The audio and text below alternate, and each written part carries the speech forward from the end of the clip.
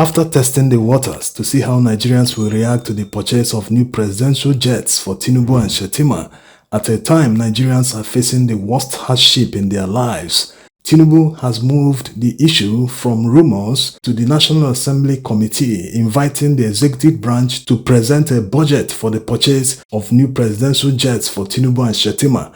In fact, going by the tone of the invitation by the House Committee, they made it an urgent issue. They were telling them, bring the budget quickly, let's pass it so that they will buy presidential jets for Tinubu and Shettima. When some Nigerians reacted to that, saying that it was insensitive, especially this time that Nigerians are going through the high cost of living crisis caused by the Tinubu administration, Akpabio took it on himself to defend their position. He denied it that they were not planning to approve a budget to purchase new presidential jets for the executive branch. Let's hear what he said. To dispense the rumor that you are hearing that the Senate President said that he will buy a brand new plane for the President and the Vice, irrespective of the fact that Nigerians are hungry or whatever. I never said that. I was actually in Tanzania, in Zanzibar. So this is the handiwork of propagandists and people who never see, and feed columnists who never see anything good in what we are doing. Akpabio's denial didn't even last a few hours. Today, he's saying that no amount of blackmail will stop them from approving a budget for the purchase of new presidential jet for the executive branch. Meanwhile, behind the scenes, the executive branch is busy negotiating to purchase a presidential jet to the tune of more than 150 billion naira. According to Premium Times, the government is negotiating with a German bank to purchase one highly customized Airbus A330. This A330 used to be the property of one Saudi oil magnate, but since he defaulted on his loans, the German bank had to repossess the aircraft. Although the aircraft is currently valued at more than $600 million, the government is hoping that the German bank will accept their proposal of about $100 million.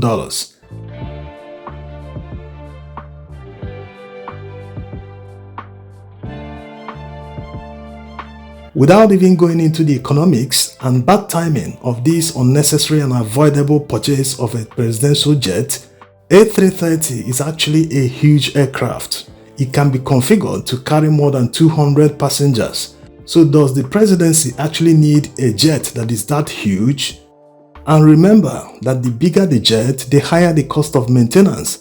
And considering the fact that this administration started out junketing around the world saying that they are looking for investors, but Nigerians have never seen any investor that was attracted by all the wastages, all the travel they made, including the one that they went to Dubai with thousands of delegates, the one they went to Germany, in many countries they've been to, Qatar, Saudi, name it. They have never attracted any foreign investor who came to Nigeria to invest even $1.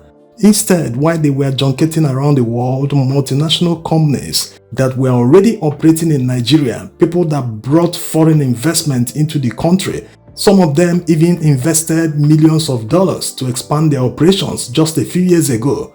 All of them were leaving the country one by one. As you can see on the list, these are the companies that have left Nigeria. They've closed down their operations, throwing thousands into unemployment market. So there's no need, it's totally unnecessary to purchase a presidential jet, whether it is used or a new one. Of course, to buy a new one will take time because they don't have jets on the shelf. You have to wait in line, configure your own, and they will give you the date for delivery. It normally takes up to 2 years depending on the model of the aircraft.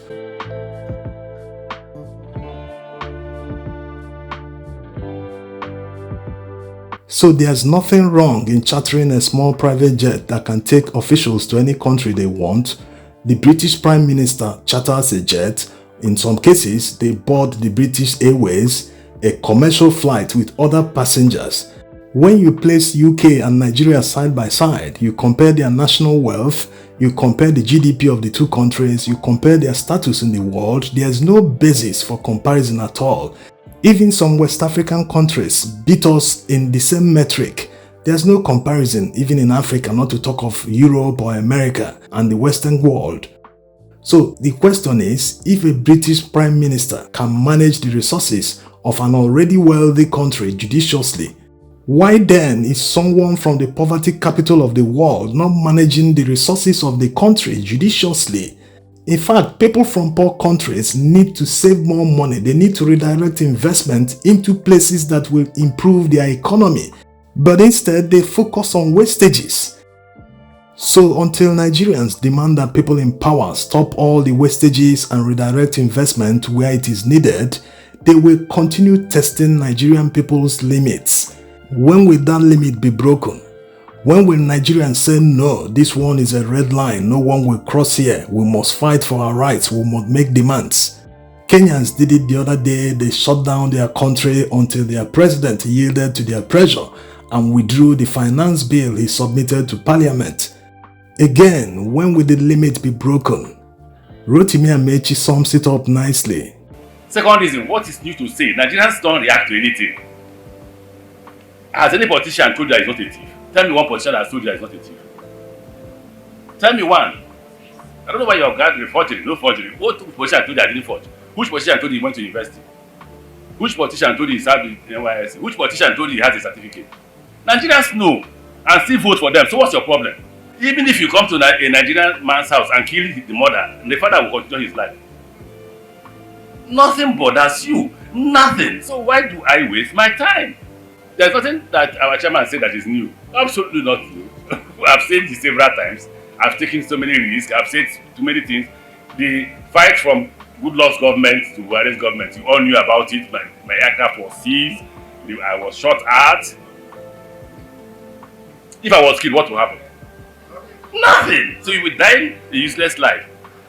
So what did I choose? I chose to stay in my house quietly. So I chose not to speak again because there is nothing to say and because Nigerians will do absolutely nothing. If you say it's a lie, line up 10 Nigerians and shoot them tomorrow and nothing will happen. If you say it's a lie, in fact, the worst thing about Nigerians is that even when you claim you're not committing any crime and they pick you up tomorrow, we said it is a thief. Nigerians will join. They will chorus it and you go to prison for nothing.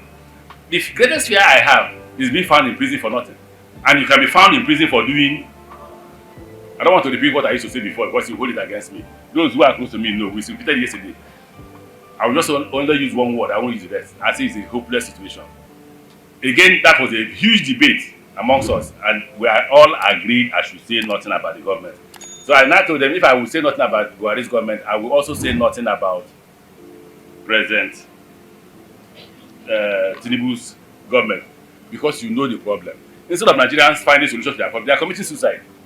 I'm praying for you every day that you should continue to commit suicide so that by the time I wake up one day, all of you have died. I can now reap the benefit of your death by taking doses. What other people resist, like in Ghana, as is going on now, like in Kenya, is what Nigerians, no worry, not be 4 years. After 4 years, he will go. The man wins the second time, whether by magic or by crook or by reason. It's not only 8 years. No be good luck, no be good luck don't go so, no be why don't go so. He go soon go. Another person will come and repeat the same thing. You'll be saying that until the day God will come. For those of us who are Christians.